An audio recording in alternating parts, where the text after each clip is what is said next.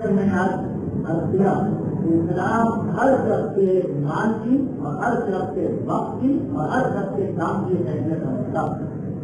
اور اسلامی نقطۂ نگاہ سے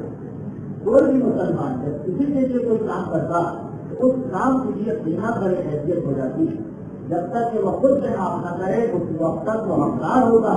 کہ اس نے اتنی محنت کی ہے کہ مومن کا وقت ہے، مومن کی طرح مومن کے اوپر حضور یا فالتو کا بات نہیں ہوتی۔ تو جو اسلام ان معاملات کے اتنا سخت ہے حق ادا کرنا، وہ غلط یہ کیسے برداشت کر سکتا کہ آدمی ظلم کرتے ہوئے جبر کرتے ہوئے کسی کو نقصان پہنچاتے ہوئے کسی کے مال کا پیدا کر قرآن کریم کے اندر بھی اور اصطلاح کے معصومین ہے انتہائی سختی کے ساتھ اس طرز عمل کی مذمت کی گئی کہ آدمی خوف خدا سے بےنیاز ہوگا اور قیامت کے حساب و کتاب کے ڈر سے بالکل بے پرواہ ہوگا، بغیر شریعت کے اصولوں کا خیال رکھے صرف اپنے فائدے کی خاطر ہر چیز کو جائز کر کے ہر اس کام کو کرے جس سے اس کا فائدہ، چاہے اس کی وجہ سے کسی کا نقصان ہو رہا ہو، چاہے اس کی وجہ سے کوئی شخص مظلوم بن رہا ہو، چاہے اس کی وجہ سے کسی شخص کے لیے پریشانی پیدا ہو رہی ہے۔ یہ انتہائی بدترین گناہوں میں سے ایک گناہ اور پیغمبر اسلام کی وجہ ہے جسے توضیح مسائل میں تمام مستحقین نے نام دیا کہ قیامت کے لیے اس دنیا میں اگر کسی ایک بارش زمین کسی کے مسجد قیامت کے لیے اس ایک بارش زمین کو اور صرف کتنی زمین کو نہیں بلکہ چاہے تو بڑا یعنی زمین کو کھودتے چلے جائیں گے جہاں پہ زمین کا دوسرا سرا آگا وہ پورا کا پورا حصہ سواب بنا کر اس آدمی کے گلے میں ڈالا جائے گا کہ جس نے کسی کا یہاں پر کیا اور میدان قیامت کی حالت میں اسے کھڑا رہنا پڑے گا۔ امیر المومنین کی حدیث ہر بچہ جو کسی کا حق وقت کرتا قیامت کے میدان میں اسے چونٹیوں کی صورت میں محسوس کیا جائے گا اس حالت میں کہ تمام مخلوقات عالم اس پر سے گزر رہے ہوں گے۔ دیکھنا بہت آسان ہے، نظر انداز کرنا اس سے بھی آسان، مگر کبھی خود بھی غور کریں کہ چونٹی اس کے اوپر سے لگے آگے گزرتا تو اس پر آزاد کی کیا حیثیت گزر رہی ہوگی۔ یہ دوسری بات ہے کیونکہ وہ عقل و شعور نہیں رکھتی اس لیے وہ مسئلہ نہیں، لیکن امیر المومنین کی روایت ہے کہ قیامت کے میدان میں جہاں آدم سے لے کر خاتم تک اور خاتم سے لے کر قیامت تک تمام انسانوں کو کھڑا کیا جائے گا، وہاں ان لوگوں کو چوٹیوں کی صورت میں محسوس کیا جائے گا۔ اس طرح سے ساری مخلوقات عالم ان کے اوپر سے گزر رہی ہوں گی۔ سچے امام کی روایت ہے کہ یاد رکھو ایک ظالم کسی مظلوم کی دنیا میں سے جتنا لیتا، کسی کا مکان چھین لیا، کسی کا پیسہ چھین لیا، کسی کا حق چھین لیا، ایک ظالم ایک مظلوم کی دنیا میں سے جو لیتا وہ بہت کم ہوتا ہے اس سے وہ قابل ہے کہ جو ایک مظلوم ظالم کی آخرت میں سے دے گا۔ جو ظالم نے ایک مظلوم کی دنیا میں سے لیا کچھ پیسہ کچھ زمین یہ بہت کم ہے اس نقصان کے مقابلے میں جو قیامت کے دن ظالم کو پہنچے گا جب مظلوم اس کی آخرت میں سے لے گا۔ جب آخرت میں سے لے گا تو مطلب کیا ہے؟ ایک مشہور روایت میں نے اکثر پڑھی اس کی جانب آپ کی توجہ کو مقبول رہا ہوں۔ جب پیغمبر اسلام سوال کرتے ہیں اپنے صحابیوں تو یہ بتاؤ کہ مخلص کون ہے، یہ بتاؤ کہ غریب کون ہے۔ ایک مرتبہ اذان رسول نے اس سوال کو سنا، بہت آسان سوال، سب نے سوال ہو کر کہا اللہ کے رسول جس کے پاس اس کی ضروریات پوری کرنے کے لیے پیسے نہیں، پیغمبر نے کہا ہے یہ مخلص حقیقی نہیں، پیسہ ایک آنے والی چیز۔ آج کوئی غریب نظر آتا ہے کل ہم دیکھتے ہیں کہ وہی صاحب دولت ہو گئے، اور آج اگر کوئی دولت مند ہے تو کل وہ غریب ہو گئے۔ یہ دنیا کے اندر کوئی دولت کا ہوگا یہ کوئی چیز نہیں ہے جو کہ بدلنے والی کیفیت۔ اصحاب رسول کہتے ہیں کہ اللہ کے رسول پھر یہ بتا دیے کہ اصلی مخلص اور حقیقی غریب کون؟ کہا کہ وہ کیا جس نے یا تو کسی کے مال میں اس کو نقصان پہنچایا یعنی کسی کا حق حق کیا یا کسی کو برا بھلا کہا یا کسی کو قتل کیا ہے یا کسی کی غیبت کی، یہ اس کا حقیقی مظلوم، یہ حقیقی مخلص، یہ حقیقی غریب۔ اس مرتبہ حیران ہو کر لوگوں نے پوچھا اللہ کے رسول اس کا حرمت سے کیا تعلق ہے؟ کسی کا مال وقت کیا اس کو امیر بن گیا ہوگا، کسی کی زمین کو وقت کیا اس کی تو دولت میں اضافہ ہو گیا ہوگا، یہ غریب کیسے ہو گیا؟ پیغمبر نے کہا اس لیے جب قیامت کے میدان میں یہ حکم ہوگا لیکن آپ کے ذریعے کو ذہن میں رکھتے ہوئے کہ مظلوم ظالم کی آخرت میں سے زیادہ لے گا۔ ایک مرتبہ پیغمبر اسلام کے اجلاس بنوا دے کہ قیامت کے میدان میں یہ نظر ہوگا کہ جس نے کسی کو ایک جہاں کا بھی نقصان پہنچایا یا کسی کو ایک مرتبہ بھی گالی دی یا کسی کی ایک عبرت دی تو قیامت کے میدان میں منظر یہ ہوگا کہ لوگ لائے جائیں گے کتاب و کتاب کے لیے، نامہ اعمال ہاتھوں میں پڑھائے جائیں گے۔ اس نامہ اعمال کو دیکھ کر ایک مرتبہ دو گروہ ایسے ہیں کہ جو حیران و پریشان ہو جائیں گے۔ ایک وہ گروہ جس کو اچھی طرح یاد ہوگا کہ میں نے حج کیا ہے، میں نے زیارت کی ہے، میں نے تلاوت قرآن کی ہے، میں نے نمازیں پڑھی ہیں، میں نے روزے رکھے ہیں، بس یہ کہ میں نے امتحان رکھی. اور دوسرا وہ جس سے اچھی طرح سے یاد کہ میں اتنا غریب تھا، جب میں بے حیثیت تھا، نہ تو میں کبھی مفت دے سکا، نہ تو میں نے کبھی زکات دی، نہ تو میں نے کبھی کسی غریب کی مدد کی، نہ تو میں کبھی کسی حج پر گیا، نہ میں کبھی کسی زیارت پر گیا، نہ میں نے کبھی تلاوت قرآن کی. اگر یہ دونوں حیران ہوں گے، اس لیے جو سب کچھ کر کے آ رہا ہے وہ یہ دیکھے گا کہ اس کا نام ہے اعمال کے اندر کچھ بھی موجود نہیں ہے. حج اس نے کیے ہیں، جہاں لکھا ہے حج کے آنے میں کہ اس نے کوئی حج نہیں کیا. زیارت کی ہے، نام اعمال میں لکھا ہے کہ اس نے کوئی زیارت نہیں کی. مجلس میں ماتم میں اداکاری میں خرچہ کیا، وہاں اس کے آگے لکھا ہے کہ اس نے ایک پیسہ بھی کبھی راستے کا خرچ نہیں کیا. اور دوسری جانب وہ غریب جب حیران لکھا ہے کہ اس نے 5 حج کیے، اس نے 7 زیارتیں کی، اس نے اتنے سال کا اداکاری میں اتنا خرچہ کیا، اس نے اتنا خون کو زکات دیا، اس نے اتنی نمازیں جب پڑھی قطب سے. اب وہ حیران یہ اس کا نام ہے ہمارے ہاتھ میں آ گیا، اس میں سے تو کوئی نیکی میں نے نہیں کی. یہ پریشان یہ کس کا نام ہے ہمارے میرے ہاتھ میں آ گیا، اس میں تو وہ کوئی نیکی دکھی ہی نہیں ہے کہ میں نے انجام دی. ہاں یہ لکھا ہو کہ حج پورا قبول نہیں ہوا وہ دوسری بات ہے، یہاں تو یہ ہے کہ حج ہوا ہی نہیں. یہ پریشان وہ حیران دونوں بادشاہ ہے کھلاڑی میں اسی سوال کرتے ہیں، خدا کس کا نام ہے آمال ہے، تمہارا نام ہے آمال ہے. یہ پریشان ہو کر کہتا ہے خدا مندہ میری نیکیاں کہاں ہیں، وہ حیران ہو کر پوچھتا ہے خدا مندہ یہ ساری نیکیاں آئی کہاں سے. تو ایک مرتبہ پتا لے گیا کہ میدان قیامت کا قصہ کچھ اور، دنیا کے اندر کسی کو نقصان پہنچایا، اس کو آپ نے روپیہ دیا، اس کو آپ نے ریاض دیا، اس کو آپ نے ڈالر دی، مگر قیامت کے میدان کا قصہ کوئی اور. پہلے پریشان سب سے کہا گیا یہ ساری تمہاری جو نیکیاں تھیں یہ تمہاری نیکیاں کاٹی گئی، اس لیے کہ تم نے خدا سب سے حق کو حق کیا، تم نے خدا سب کو خدا سب سے حق کو حق کیا، نہ اس کو گالی دی، نہ اسے برا بھلا کہا. خدا سے تمہاری نمازیں کاٹی گئی، اتنی نمازیں جتنا تم نے اس کا حق حق کیا، اتنی نمازیں کاٹ کے اسے دی گئی، اتنے حج کاٹ کے اس سے کیے گئے، اتنی زیارتیں کاٹ کے اسے دی گئی. اور اس سے کہا گیا دیکھو تم دنیا میں مظلوم تھے، اس نے تم پر ظلم کیا تھا، تم بےغت تھے، تم کسی طرح اپنا حق نہیں لے سکتے تھے، اس کے بدلے میں جو کچھ تمہارا حق حق کیا، آج اتنی نمازیں، آج اتنے روزے، آج اتنے حج تمہیں ملے. پوچھا راوی نے پیغمبر اسلام سے کہ اللہ کے رسول اس کے کاٹنے کا طریقہ کیا ہوگا، نیکیوں کے کاٹنے کا طریقہ کیا ہوگا. یہ روایت رسول ہے، مستدرک المصائب کہ پیغمبر اسلام نے ارشاد فرمایا کہ جس نے کسی کو 1 درہم کا نقصان پہنچایا وہ آج کل کے قصے کے حساب سے 6 روپئے 7 روپئے 7 روپئے بنتے ہوں گے. جس نے کسی کو درہم کا نقصان پہنچایا ہے 1 درہم کا، اس کی 700 قبول شدہ نمازیں اس کے نام اعمال میں سے کاٹ کے اس کو دے دی جائیں گی کہ جس کو اس نے نقصان پہنچایا. 1 درہم کا حق حق کیا، 1 درہم جیسا کہ میں نے کہا 6-7 روپئے. یہ آج کل کے ماحول میں کیا حیثیت رکھتے ہیں، یہاں تو لوگ سینکڑوں اور ہزاروں کا نقصان پہنچا دیں گے اور ایک لمحے کے لیے خیال پیدا نہیں ہوتا کہ یہ کتنا بڑا گناہ ہم نے کیا. اب آدمی اسی بات پر کہ آپ اس گناہ میں دیکھیں گے کہ بعض اوقات بڑے بڑے نمازی، بڑے بڑے پرہیزگار، بڑے بڑے قابل شبیہات، ماتھے پر سجدے کا نشان، ہاتھوں میں ہاتھ خدا کی تصویر، چہرہ نورانی، بقائے راوی، مگر اس طرح کے واقعات میں جہاں حقوق کی گفتگو آتی ہے وہ بھی بعض اوقات ہمیں بہت پیچھے نظر آتے ہیں. ایسے ہی لوگوں کے لیے پیغمبر نے کہا تمہاری 700 نمازیں فقط 1 درہم کے بدلے میں تم سے کاٹ دی جائیں گی اور ختم کر دی جائیں گی. راوی نے ایک سوال اور کر دیا، اس لیے کہ اگر یہ سوال نہ کرتا تو یہ مسئلہ وہی مسئلہ رہتا کہ جو آج کل ایک عام دستور کا نکاح کہ جہاں کسی نے قصد کا گناہ کیا فوراً نمازی پر فوراً روزے دار پر اطلاع کیا گیا کہ ایسی نماز اور روزے کی کام آئے گا. بظاہر لگتا بھی ایسا کہ اگر نیکیاں ہی کاٹی جائیں گی تو جو آدمی کوئی نیکی کرتا ہی نہیں تو بڑے فائدے میں رہے گا. تو دنیا میں ہی اس نے ایک آدمی کا حق وصل کیا، آخرت میں اس کے پاس کچھ ہے نہیں تو کاٹا کیا جائے گا. رات میں پوچھا اللہ کے رسول یہ نمازیں، یہ حج، یہ زکات، یہ نیکیاں دیکھو نہا کی جائیں گی، عطا کی جائیں گی، جدا کی جائیں گی نام اعمال سے، لیکن جو آدمی کوئی نیکی کرتا ہی نہ وہ اگر کسی کا عمل کرے تو کیا ہوگا. پیغمبر اسلام نے فرمایا کہ اس صورت میں اس کا اس نے حق کیا ہے اس کے گناہ کاٹ کاٹ کے اس کے نام اعمال لگائے جائیں گے. نمازیں اس نے نہیں پڑھی ہوں گی لیکن اس کا جانا اس کے نام اعمال میں. اس کے اوپر 70 سال کی نمازیں تو ویسے ہی پڑھا ہے جس سے اس کو سزا ملے گی. ساتھ تک آیا کہ 10 سال کی اور نماز اس نے پڑھا کی. وہ حیران ہو کر کہے گا خدا بندہ میری باقی نمازوں کی کوئی مدت 50 سال بنتی، 7 سال 65 سال میں کافی نہ گئے، صرف 50 سال کی نمازیں پڑھنا، یہاں لکھا ہے کہ 70 سال کی نمازوں کی سزا دی جائے، اس کی تو میری عمر بھی نہیں ہے. کہا گیا کہ نہیں، یہ 20 سال کی جو نمازیں یہ فلاں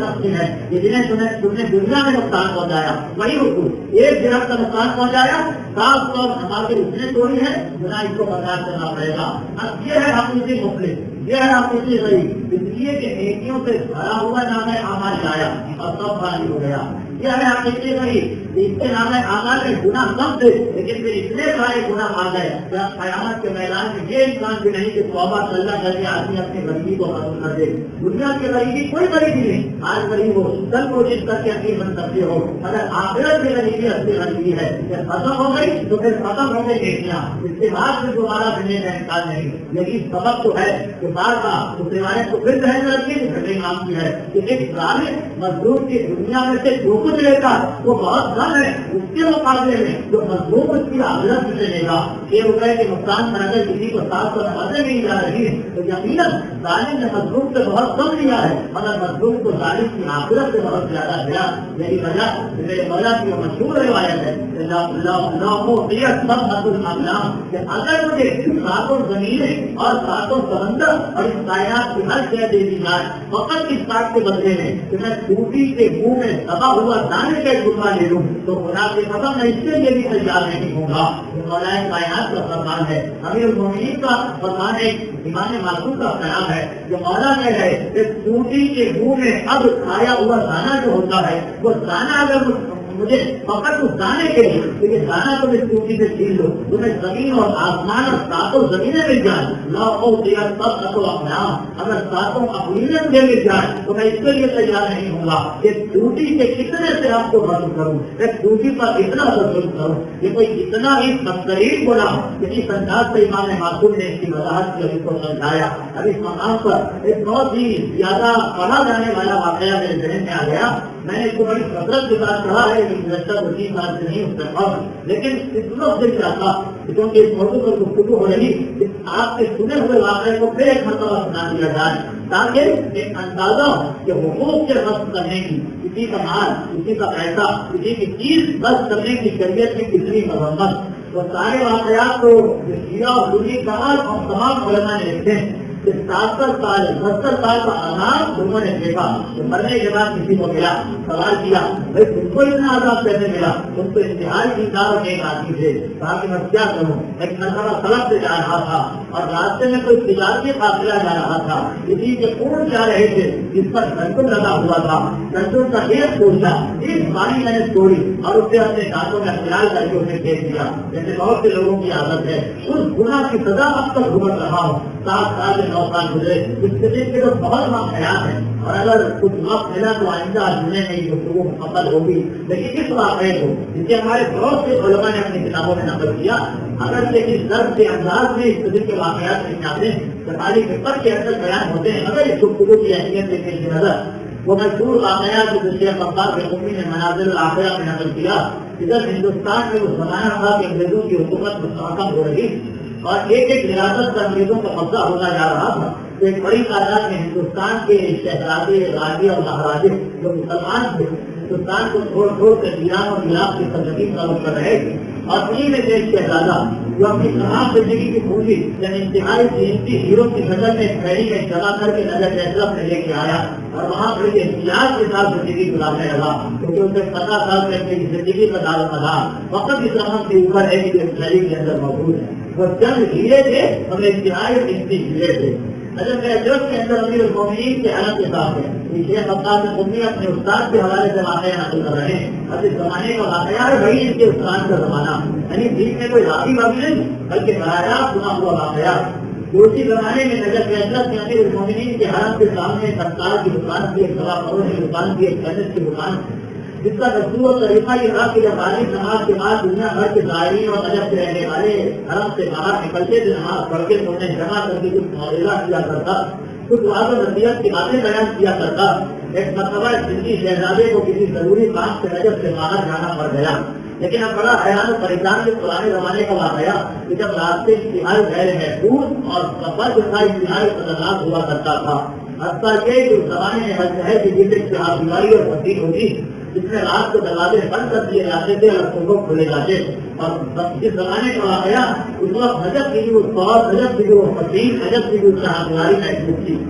کیونکہ سفر سے ان کو باہر جانا پڑ گیا، لیکن احساس تھا کہ میری زندگی کی یہ دولت چیزیں یہ موتی ہے، یہ روایات میں لے کر گیا اور آپ سے احساسہ پڑ گیا تو ساری زندگی کو سنسار ہو جاؤں، لے کر جاؤں تو پریشانی اور چھوڑ کے جاؤں تو کس کے پاس چھوڑ کے جاؤں۔ ایک اجنبی آدمی کے لیے، ناواقف آدمی کے لیے کسی نئے مقام پر یہ فیصلہ کرنا بڑا مشکل۔ آپ سے بہت دوسرا تو یہی خیال آیا کہ دنیا بھر کو نصیحتیں کرنے والا نقصان یقیناً یہ خود انتہائی نیک اور دیدار ہوگا، تبھی تو دنیا بھر کو یہ نصیحت کرتا ہے کہ ہمارا وعدہ کرو، سچ بولو، کسی کا غلط نہ کرو، اور روزانہ حدیث کے عہدے کے سامنے بیٹھ کے یہ ایسی باتیں کہتا، چنانچہ دل ہی دل میں یہ فیصلہ کیا اور یہ اپنی امانت اس کو لے کے گیا۔ 10 دنوں کے بعد الگ سے آیا، جب استاد کے بعد پہنچ کے سوال کرتا، کیونکہ واقعہ بہت سنا ہوا ہے، میں بہت مختصر کرتا ہوں کہ جب استاد کے بعد پہنچ کے سوال کیا تو استاد نے صاف انکار کر دیا کہ تو ہے تو میں نے آج پہلی مرتبہ تجھے دیکھا اور کیسا بہتان اور اتحاد کو مجھ پر لگا رہا، اب تو پریشان ہو کے باہر نکلا کہ کیا کیا جائے۔ جب تو سمجھ میں آیا تو ایک ہی راستہ تھا، اس کے بعد میں مولا کے شہر میں کھڑا ہوں، حرم سامنے ہے، غریب بھری ہے، آگے بڑھ کے امیر المومنین سے اپنی حاجت پیش کی جائے۔ پہنچا تو معروف طریقہ ہے دعا پڑھنے کا اور حاجت طلب کرنے، اس کے مطابق دعا کی اور حاجت طلب کی خاص میں امیر المومنین آتے ہیں اور آ کر کہتے ہیں کہ ایسا تم ایسا کر کے کل صبح نجف کا دروازہ کھلتے ہی سب سے پہلے باہر نکلنا، اور جس شخص سے پہلی مرتبہ تیری کتاب پڑھے اس سے اپنی امانت کو طلب کرنا۔ ایک مرتبہ اس نے اس بات کو سنا، ساری رات انتظار کرتا رہا، الگ کچھ دروازے بنا کے رہ گیا، دروازہ کھلا تو باہر نکلنے والا پہلا شخص یہی دیکھا کہ انتہائی غریب پورا سمجھ چکی ہوئی ہے، چہرے پر سجدے کا نشان، چہرے پر داڑھی ہے، ماتھے کے سجدے کا نشان ہے اور لکیریں جمع کر رہا، اتنا مقدس اور نورانی چہرہ نظر آیا کہ خود گھبرا گیا کہ کس طرح اس سے سوال کروں، میں نے امانت دی کسی کو ہے، سوال اس سے کیسے کروں، واپس آ گیا۔ پھر جا کے امیر المومنین کے روضے پر معمول اور معصوم طریقے پر حاجت طلب، اور پھر امیر المومنین نے یہ بھی حکم کیا، 3 مرتبہ ایسا ہی واقعہ پیش آیا۔ چوتھی مرتبہ جب امیر المومنین آئے تو جلال کی حالت میں کہتے ہیں کہ ایسے میں تجھے جو حکم دے رہا ہوں اس پر عمل کیوں نہیں کرتا؟ آج کے والی کو جلال کی حالت میں دیکھا تو گھبرا گیا، ایک مرتبہ سوچا کہ اب اگر میں نے دعا مانگی تو شاید میری دعا پوری نہ ہو، یہ آخری موقع۔ 3 دن وہی واقعہ پیش آ رہا تھا کہ دروازے سے نکلتا تھا وہی بولا نظر آتا، چوتھے دن آپ کے دور دور کر کے پہنچا اور رہا کہ زیادہ سے زیادہ یہ بے عزتی کرے گا، چلو مولا کے حکم کے خاطر اسے بھی برداشت کر لیا جائے۔ آگے بڑھ کے اپنا سوال پیش کیا کہ میں نے اس کے پاس امانت رکھوائی کی، آپ سے امانت طلب کرتا ہوں، لیکن بجائے اس سے کہ وہ برا حیران ہوگا، پریشان ہوگا، غصہ کرتا، ایک مرتبہ اس بولے نے اتنا سنا، کمر پہ ہاتھ رکھ کے بڑی اور اس کے بعد کہا کہ جب کل میں مجھے تیری امانت دلواتا ہوں۔ اب یہ حیران و پریشان اس کا تعلق کیا اور یہ کیوں اس سے راضی ہو گیا، لیکن خیر چلا۔ شہر کے اندر نجف کے اندر داخل ہوئے، کہنے امیر المومنین میں پہنچے، وہ بولا کہتا ہے کہ ٹھہر جا، ظہر کا وقت ہو جائے۔ ظہر کا وقت ہوا ہے، مرتبہ لوگ نماز پڑھ کے نکلے، آگے آگے کے دونوں افطار کی دکان کے سامنے وہ لوگ جمع ہونے لگے، جنہیں پتا تھا کہ اس کا طریقہ کیا، لیکن اس سے پہلے کہ آج وہ کوئی نصیحت شروع کرے کہ برا کھڑے ہو کر کہتا جب اجازت ہو تو تھوڑی دیر کے لیے میں گفتگو کروں۔ ایک مرتبہ اس بوڑھے کی بزرگی کو دیکھا، اس کے نورانی چہرے کو دیکھا، وہ خاموش ہو گئے۔ اس نے فقط اتنا کہا کہ اے لوگوں میں نجف سے قریب بات چیتوں میں سے ہوں، اور اب سے بہت پہلے جوانی کا زمانہ مجھے یاد ہے کہ میں انتہائی غریب تھا، میں نے اپنے ایک یہودی پڑوسی سے قرضہ لیا، 10 درہم قرض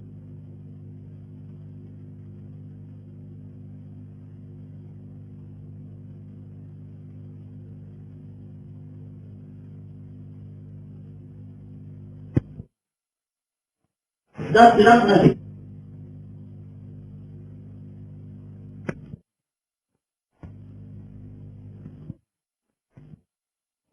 آپ کو سویا، آپ کی حالت میں نے دیکھا کہ قیامت کے میدان میں پڑا، کتاب و کتاب کی منزل کے ساتھ حکم خدا ہوا کہ اسے جنت کی جانب جانے دو اگر یہ کولسٹرال سے گزر سکے۔ بس اتنا سننا تھا، میں کچھ چلا کولسٹرال پر میں نے قدم رکھا، موبائل سے زیادہ باریک، تلوار کی دھاگ سے زیادہ تیز، آگ سے زیادہ گرم تھوڑی، میں اس پر چل رہا ہوں اور ایک ایک کر کے ساری مشکلات کو طے کرتے ہوئے آگے بڑھ رہا ہوں، یہاں تک کہ جب آگے پل پر پہنچا تو میں نے دیکھا کہ ایک مرتبہ نیچے جو جہنم اس کے شولوں میں حرکت ہوئی، اور ایک مرتبہ جہنم کی آگ حلق ہونے لگی، بلند ہوتے ہوتے پولیس سے قریب پہنچی، اور اس میں نے دیکھا کہ ایک آدمی جل رہا ہے اور گر رہا، لیکن وہ آگے بڑھ کر اسی جلتی ہوئی حالت میں میرا راستہ ہوگا اور کہنا ہے کہ ایسا تو آگے نہیں بڑھ سکتا جب تک کہ میرا آپ لے کر نہ جا۔ میں نے حیران ہو کر پوچھا تو کون؟ اس اس نے کہا غور سے دیکھ، اب سے دیکھا تو میں نے پہچان کیا یہ میرا وہی یہودی پڑوسی کہ جس کے حق کو میں نے حق کر لیا، بس ایک مسئلہ کہ پہچاننا تھا کہ میں آزاد، میں نے اپنے ساتھی فرشتوں سے کہا کہ ہٹاؤ اسے، یہودی ہے جس نے بولا میرا راستہ روک رہا ہے جبکہ میں جنت کی راہیں پڑھ رہا ہوں۔ وہ فرشتے کہتے ہیں کہ ہم مجبور، جسے حکم خدا بھی ہے کہ اپنا ہم طلب کر سکتا، اب جب میں نے سنا میرے ہوش و حواس میں ہو گئے، میں یہاں سے اس طرح ایسے ادا کروں دنیا میں مانگتا اور یہ پتا ہوگا کہ جنت کے آسنے میں مجھے روک دیا جائے گا تو 50 کے بدلے 5000 درہم لگے گا، لیکن یہاں پہ کیا کروں؟ ایک مرتبہ گھبرا کے میں نے کہا کہ ایسا تو ایسے مقام پہ مانگا جب میرے پاس کچھ بھی نہیں، اس نے کہا کہ بہرحال میں اپنا حق لے کے آؤں گا اور کچھ نہ صحیح تو کم سے کم اس طرح سے میں اپنا حق لوں گا کہ ایک مرتبہ اس نے اپنے ہاتھ کو آگے بڑھایا اور اپنے ناخنوں سے میرے سینے کے گوشت کے سارے برابر گوشت کو روز کے اتارا، تکلیف کی شدت سے میری آنکھ کھلی اور اے حضرت سے رہنے والوں 50 سال کا عرصہ گزرا، میری حالت دیکھو یہ کہہ کے اس نے اپنا گریبان کھولا تو سب نے دیکھا تو وہ زخم اب تک اس کے جسم کے اوپر موجود ہے۔ ایک مرتبہ محمد اتنا کہتا کہ حضرت سے رہنے والوں میں تمہارے سامنے ایک زندہ ثبوت اور زندہ مثال موجود، اور یہ کہہ کے وہ واپس چلا گیا۔ ادھر اصلی کہنے کی ضرورت تو نہیں، تو سرکار نے تمہیں ایک مرتبہ سلسلے سے اس شہزادے کو بلا کے اس کی حالت کو ادا کر دیا۔ حضرت شیخ عباس سنی کے واقعہ نقل کرنے کے بعد آپ نے تحریر کرتے کہ معصومین کی جو صحیح روایات ہماری روشنی میں پہنچی ان کے پیش نظر میں کہا جا سکتا ہے کہ یہ واقعہ اور جو تھا اگر اس میں صحیح معصوم امام نہیں لیکن بالکل صحیح، کیونکہ اکثر روایات سے یہی اتفاق ہوتا کہ سورہ فجر کے اندر کے جو ارشاد ہے اِنَّا رَبَّكَ لَبِالْمِرْصَادِ، تو تمہارا رب قیامت کے دن جب خاص مقام پر بیٹھ کر تمہارا انتظار کر رہا تو وقت ہے زبان کے اعتبار سے کہہ رہا ہوں ورنہ خدا کی بھی چیزیں تصور نہیں ہو سکتی۔ اتنا رفتہ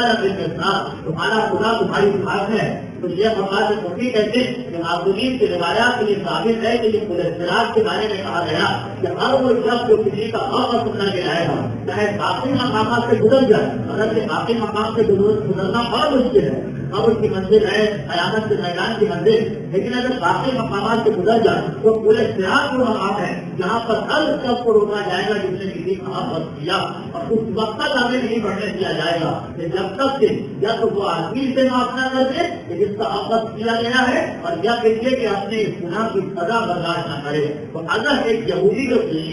جس میں اختلاف ہے اور اس کا حال محدود ہے، اگر اس کا حق حاصل کرنے کی بنا پر ایک شخص کی جنت میں جاتے جاتے راستہ روکا جا سکتا تو ایک مومن اور ایک برادر ایمانی کے حق کو غصب کرنے والے کو قیامت کے میدان میں صرف دقتوں اور پریشانیوں کا سامنا کرنا پڑے۔ اور اس سلسلے میں معصومین نے بھی بہت تفصیل کے ساتھ ایک بات بتائی جس کی مکمل تصویر انشاءاللہ آئندہ کے درس میں ہوگی۔